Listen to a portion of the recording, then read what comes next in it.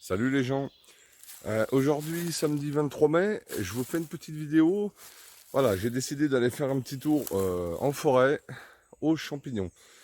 Il est 7 heures du matin, alors il fait très chaud, hein, alors j'ai la veste, c'est pas pour le froid, c'est pour les moustiques. Ça y est, ils sont de sortie, je me fais déjà littéralement attaquer. Bref, voilà, je fais un petit tour en forêt, donc là c'est une forêt où je viens pas très souvent. Une grosse partie feuillue et puis un petit peu plus tard on ira avoir une partie conifère. Voilà. Bah écoutez, je fais un petit tour. Je vais vous faire voir un petit peu le biotope dans lequel je me trouve. Et puis bah, si je trouve quelque chose, bah, je vous les ferai voir tout simplement. Allez, à tout de suite.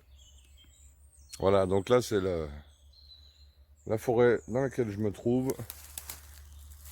Donc on est dans le 74. Toujours dans le 74, limite 01. J'ai mis la veste, j'ai mis du répulsif, mais malgré tout, je me fais quand même attaquer. Alors, j'espère que ça ira. Voilà, je vous ferai voir un petit peu au fur et à mesure de mon avancée. Allez, à tout de suite les gens. Alors là, je viens de trouver quelque chose.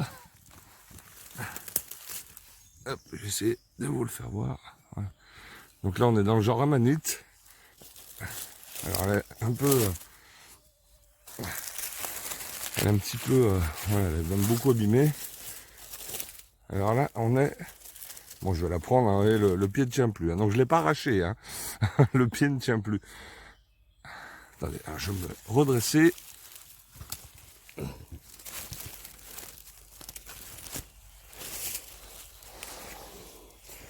Voilà. Donc là, on est sur une amanite rougissante. Ou golmotte. Souvent véreuse. Comme vous voyez, le pied est souvent véreuse. Alors vineuse. Vous voyez, on voit nettement sous la cuticule les couleurs rouges. Je ne sais pas si vous entendez les... Ah, ça va être compliqué. Hein. Je m'excuse, mais je me fais démolir. C'est satané moustique. Voilà, donc la manite rougissante. Alors la manite rougissante, ou golmotte, de son nom vernaculaire, la golmotte, est un bon comestible sous réserve d'être bien cuit. Au moins 20 minutes. Hein, voilà. Alors là, on voit, bon, le pied a été bouffé. Voilà, c'est un champignon qu'on peut confondre éventuellement avec la manite panthère, hein, qui est très toxique. Mais la manite panthère n'a jamais de teinte vineuse comme ça, hein, n'a jamais de rouge comme ça. Voilà, donc c'est un critère d'appréciation. Attention de ne pas vous tromper, hein, si, pour ceux qui ne connaissent pas, pour les amateurs, les novices, attention à ne pas vous tromper avec ce champignon. La golmotte, donc c'est un bon signe, hein, c'est la première de l'année. Amanite rougissante, ou de son vrai nom, Amanita rubescens. Voilà. Allez, on va continuer les gens. À tout de suite. Voilà, alors j'ai changé de coin. J'ai rien trouvé d'autre là où j'étais. Alors je suis dans la même forêt, mais un petit peu plus loin. Et là, je suis dans une partie conifère. Vous voyez. Alors je sais que c'est une forêt qui donne pas mal de cèpes, pas mal de golmottes aussi. Donc la golmotte, hein, j'ai à peine eu le temps tout à l'heure de vous la présenter parce que je me suis fait littéralement attaquer. Donc je rappelle, hein, c'est un champignon qu'il faut faire cuire au moins 20 minutes, hein, 20 bonnes minutes et en jetant l'eau de cuisson. Hein, c'est un champignon qui est toxique cru. Voilà. Et surtout à ne pas confondre, hein, avec l'Amanita pantherina, l'Amanite panthère. Hein. Donc moindre doute, on s'abstient ou on demande. Hein. Voilà. Donc là aussi, ce coin-là, normalement, on donne beaucoup des rubescences. Donc je pense que c'était la première que j'ai trouvée. J'en ai pas trouvé d'autres dans le coin où j'étais. Je pense que j'aurai l'occasion de vous en faire voir d'autres. Voilà, et ben écoutez, je vais m'enfoncer un petit peu dans la forêt, hein, braver les moustiques. Et si je trouve quelque chose, eh ben, je vous reprends bien évidemment. À tout de suite les gens.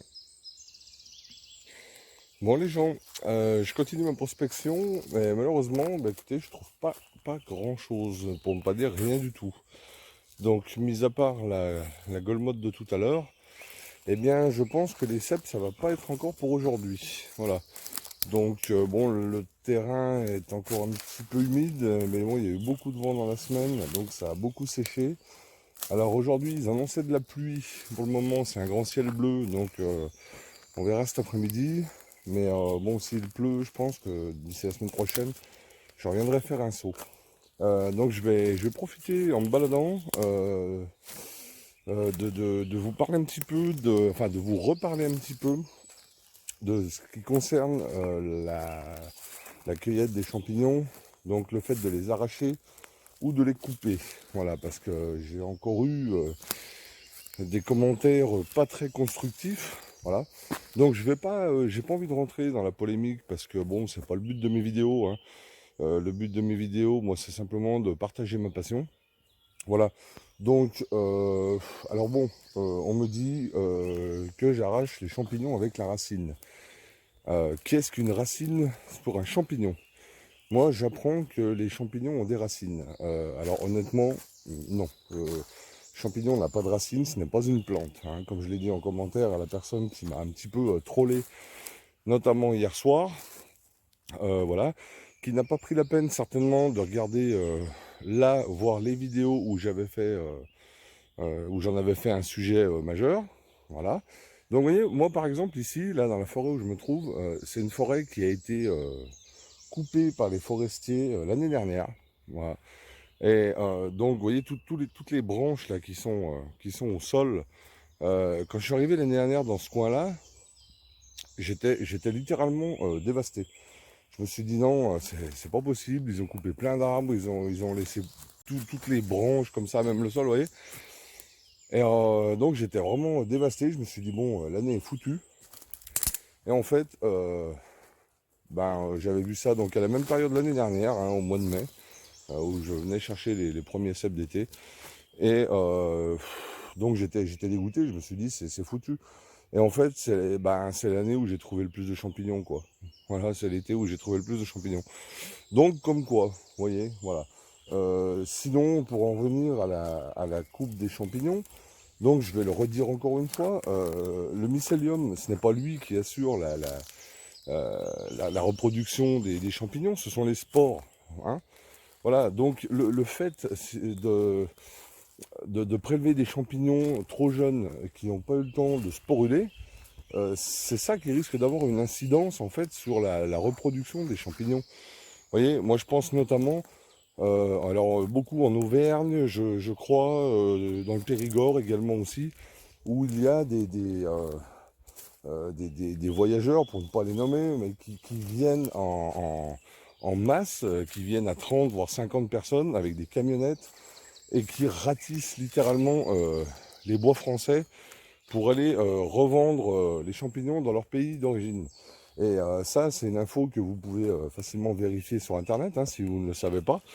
Je raconte pas de bêtises, ce n'est pas dans mes habitudes et ce n'est pas dans mon intérêt.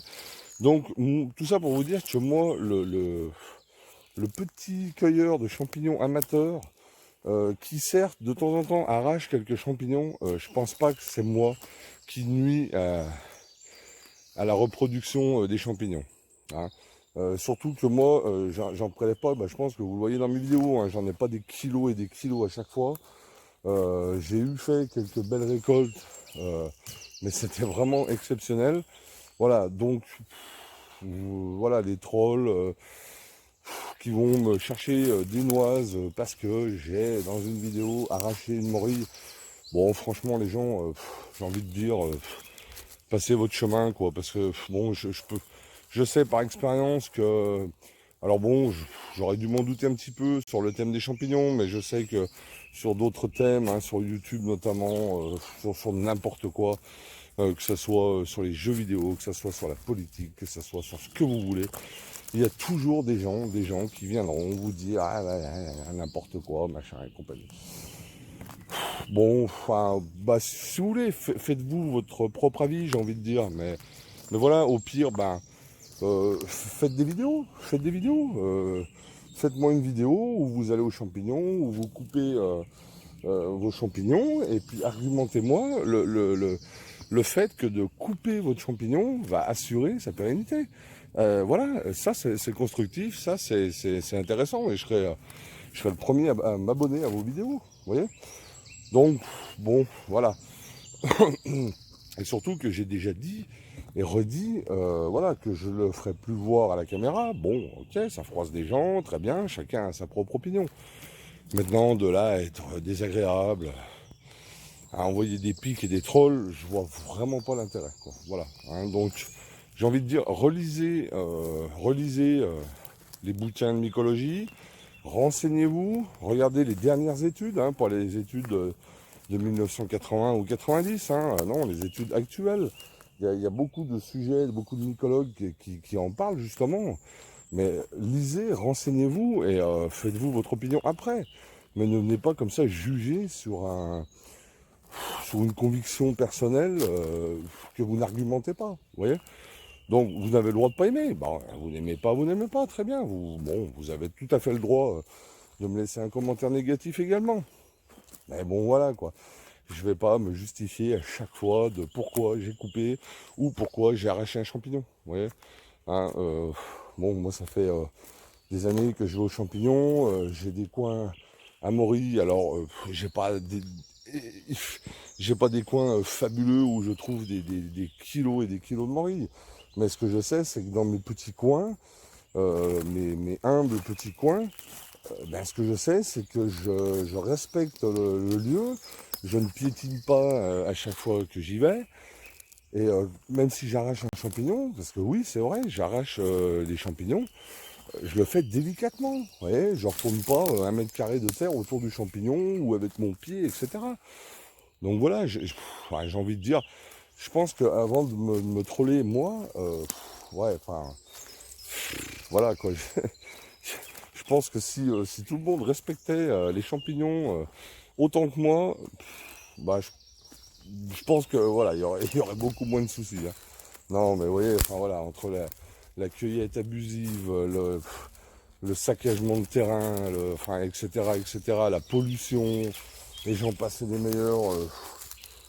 Voilà, c'est pas moi qui vais culpabiliser, vous voyez, parce que les champignons seraient en voie de raréfaction, quoi. Hein, voilà. Voilà, donc ça c'était la petite partie, pas coup de gueule, parce que bon voilà, hein, je le dis gentiment et simplement, mais bon, j'ai pas envie de rentrer dans cette polémique, ni dans celle-là, ni dans une autre à chaque fois. Voilà, moi le but de mes vidéos, c'est de partager avec vous ben, ce que je connais, hein, comme je le dis en vidéo d'introduction, d'apprendre éventuellement ce que je connais pas, parce que je connais pas tout. Voilà, hein, donc j'ai aucune prétention, aucunement la prétention de savoir, de dire ou faire ce qu'il ne faut pas faire. Voilà, chacun se fait sa propre opinion.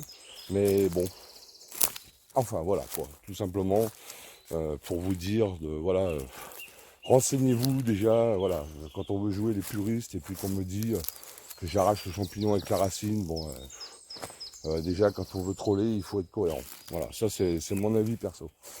Voilà, bon, écoutez, je continue encore un petit peu et je vous reprends au cas où je trouve quelque chose. Oui, voilà, j'ai oublié aussi un détail encore important que j'ai oublié de mentionner. Euh, il faut savoir, d'ailleurs, enfin, je ne sais pas si toutes ces personnes négatives là le savent ou pas, mais pour identifier parfaitement un champignon, il faut impérativement le prélever en entier, n'est-ce pas? Donc pieds et racines entre guillemets y compris. Vous ne pouvez pas identifier un champignon à 100% si vous ne l'avez pas prélevé entier. Moi, je fais partie d'un groupe Facebook où il y a beaucoup de novices qui demandent des identifications de champignons, etc. Combien de fois vous avez des gens qui mettent des photos avec des champignons aux pieds coupés? Alors pour certains champignons, c'est pas un problème. Je pense notamment à la morille, à la girole par exemple. Bon ben voilà, si on n'a pas la base du pied, on peut facilement quand même savoir quand on connaît que c'est une girole ou une morille. Là, on est d'accord. Mais par contre, notamment une amanite, si vous n'avez pas la base du pied, vous pouvez pas savoir. Vous pouvez confondre, par exemple, la Golmotte, la Manita rubescens et la Manite panthère.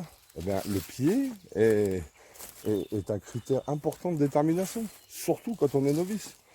Vous voyez, donc, bon, ça c'est la base. Pour identifier un champignon, il faut le cueillir en entier. Voilà. Donc pas 10 kilos, parce que quand on ne sait pas ce que c'est, ça sert à rien d'en prélever tout un kilo. Mais voilà, on vous en prélevez un ou deux à différents âges de maturité, un jeune, un moins jeune, etc. Mais en entier, hein, tout simplement. Voilà. Et puis aussi, prenez la peine de regarder, notamment, je pense, dans la playlist, les 50 règles d'or du cueilleur de champignons. Alors, où je fais un petit peu de la lecture, hein, parce que dans ces vidéos-là, c'est des très courtes vidéos qui durent en moyenne 2 minutes, je crois. C'est tiré d'un petit bouquin de Guillaume Sartier. Alors, je ne sais plus laquelle parle justement de cueillir ou arracher les champignons, mais je vous invite à aller la voir. Vous la trouverez facilement en faisant défiler les vidéos, où Guillaume Sartier, célèbre mycologue, nous explique que une école comme l'autre n'ont aucune incidence sur la reproduction des champignons. Voilà. Et j'ai aussi fait une vidéo où je m'expliquais un petit peu déjà, d'ailleurs qui s'appelle, je crois, je ne vais pas dire de bêtises, je n'ai plus en tête, mais il me semble que dans le titre c'est assez explicite, où je parle justement du fait que j'ai arraché les champignons. Voilà, hein, donc voilà, c'était juste pour clarifier ces choses. Voilà, donc je rentrerai plus dans le sujet, dans ce débat-là. De toute façon, je vais m'employer à, comme je vous le disais, à ne plus faire voir le moment où je prélève le champignon. Alors tout à l'heure, je l'ai prélevé sans le couper, mais vous voyez, je ne l'ai pas arraché parce que le pied était déjà rongé. Je n'ai pas pu avoir la base du pied. J'aurais voulu vous faire voir la base du pied pour vous montrer la volve, hein, de cette amanite. Bon, elle était déjà trop abîmée, voilà, hein, mais je ne ferai plus voir à l'époque. Voilà. Mais en tout cas, essayez, même si vous n'êtes pas d'accord, vous avez le droit, hein, tout à fait. Hein, mais essayez quand même d'être constructif. Voilà. Parce qu'un commentaire, on nous prend pour des 1-1 et des poux, etc. Franchement, ça fait pas avancer le débat, quoi. Hein. Le débat dans le domaine de la mycologie qui dure quand même depuis des dizaines d'années. Voilà, enfin bon, bref, c'est dommage. Mais bon, c'est comme ça. On fera avec. Bien. Donc là, eh ben, j'ai rien trouvé. Voilà, dans ce coin-là, j'ai rien trouvé. Tout à l'heure, à peine arrivé, j'ai trouvé la première Golmotte. Donc je me suis dit que il y en avait certainement d'autres, voire éventuellement quelques cèpes, puisqu'elles ont souvent l'habitude de pousser en même temps.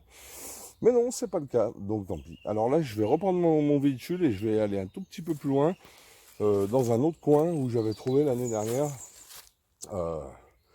des cèpes d'été et des cèpes bronzés également que j'avais trouvé. Mais c'était un petit peu plus tard, c'était un petit peu début juin, quoi. Voilà. Mais bon, je vais aller faire un saut quand même. Allez, je vous reprends tout à l'heure. Alors, changement de coin.